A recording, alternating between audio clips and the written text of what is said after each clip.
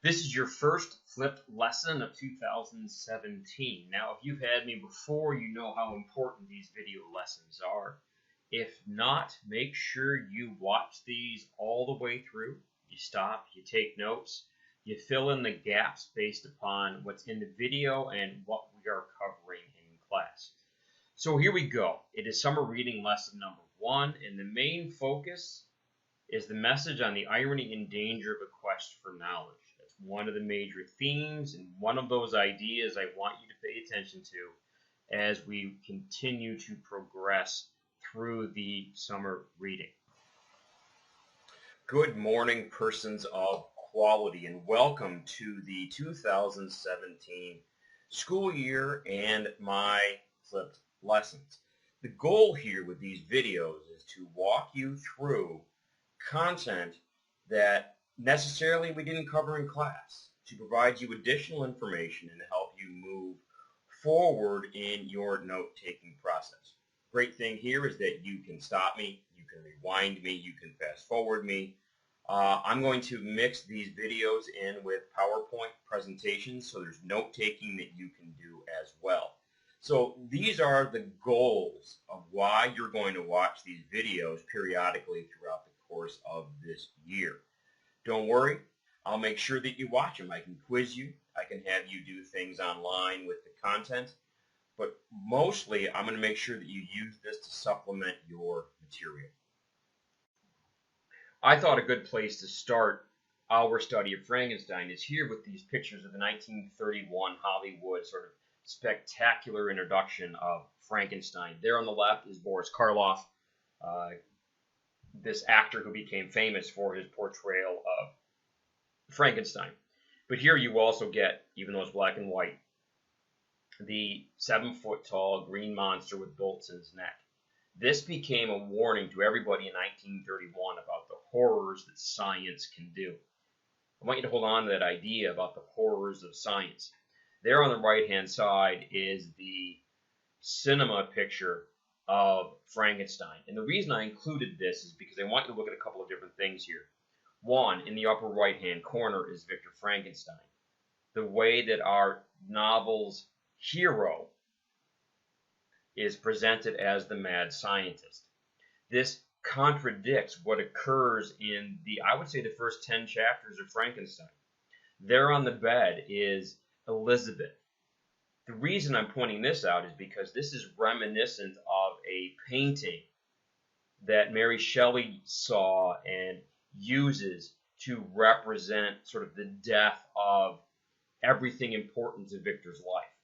You have there in that shadowy presentation the face of the monster and the significance that that is going to play overall. Now, this is 1931. The novel comes out at the beginning of the 19th century. So something happened between Mary Shelley writing the novel and what Hollywood does to it in 1931. This slide here is the Kenneth Branagh, Robert De Niro 1994 film version of Frankenstein. Much closer to Mary Shelley's novel, I would say, through the first 2/3 of the book. We get a little Hollywood in the last third as we get to the confrontations of Victor and the monster and all of this. But these ideas are hugely significant, I think, to us in the presentation of our major ideas. This is what we deal with in regards to what does Frankenstein mean. Now, my hope is that you have something about these two picture slides in your notes. What I'm doing now is I'm transitioning to the ideas of the English Enlightenment. So my years here, 1715 to 1789. So this predates the novel. This predates sort of this new set of ideas of British Romanticism that Mary Shelley is going to be talking about as major themes in her novel. So if I look at the significant characteristics of the Enlightenment, I have 5 of them. Number 1, rationalism. Now, as you're taking notes on this video presentation for rationalism, this is a big deal to me because major conflict I address for most of our school year is the conflict between the ideas of logic and the ideas of emotion, the two sides of the brain, the two conflicts that exist in every human being. So when I talk about rationalism, I'm talking about logic and how that influences us as major characters, as readers.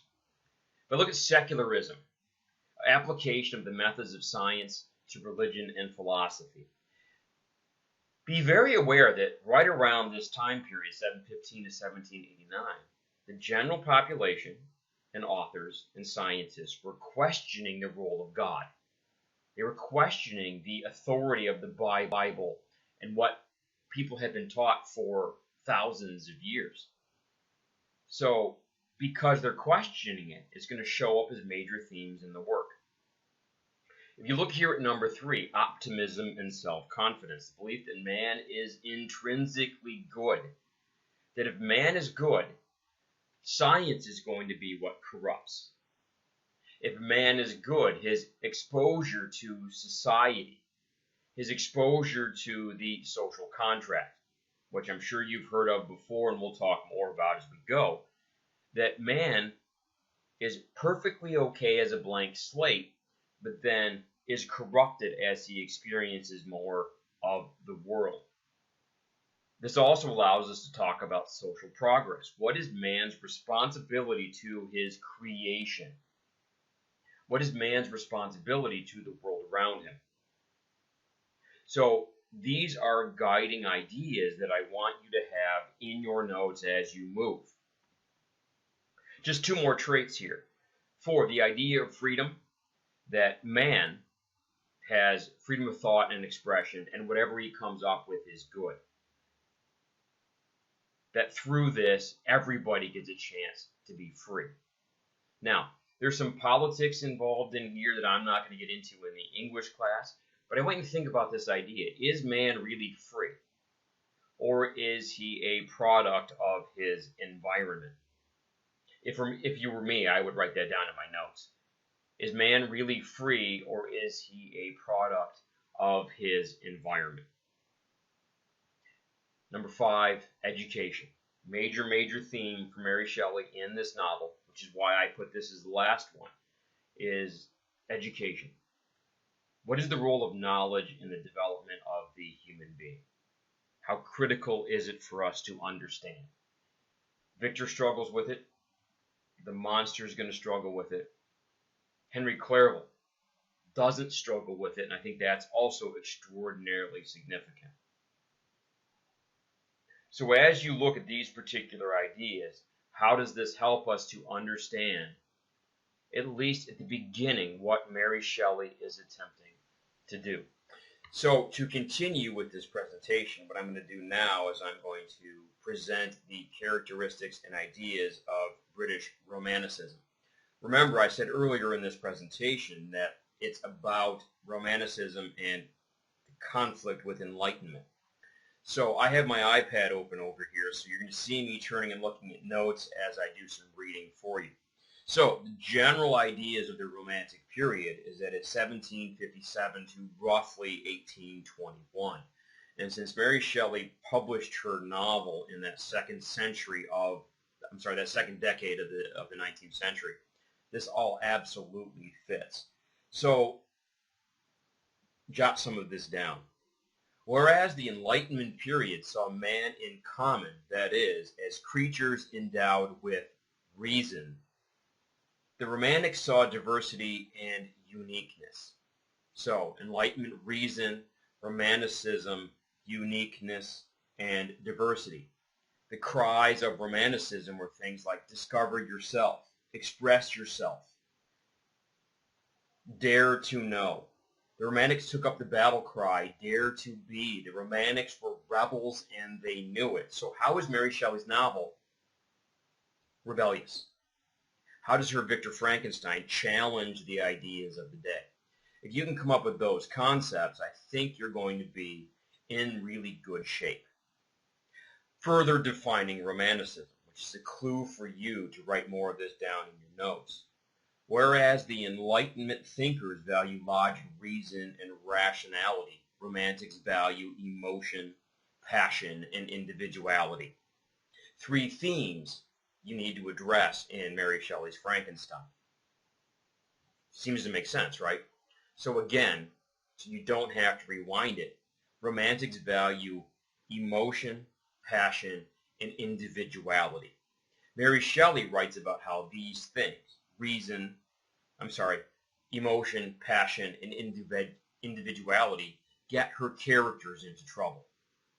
So you want to make sure that you're addressing this in your notes. I went out and got myself a little bit of research here. It says Chris Baldick provides the following description of Romanticism, things you want to write in your notes.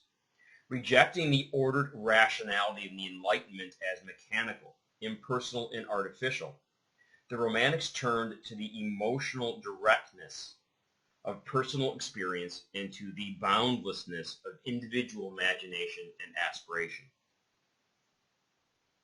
Again, rejecting the ordered rationality of the Enlightenment as mechanical, impersonal, and artificial, the Romantics turned to the emotional directness of personal experience and to the boundlessness of individual imagination and aspiration. So the Romantics said, if man can feel it, if man can think it, if man can somehow throw himself out there into the universe, then he's going to find a moral good. I think that's a very interesting idea that you want to make sure that you develop as you move forward. Now take a look at the next slide where I provide you with a list of the major characteristics. So let's draw this to a close. As you saw on that PowerPoint slide, things that I want you to have in your notes.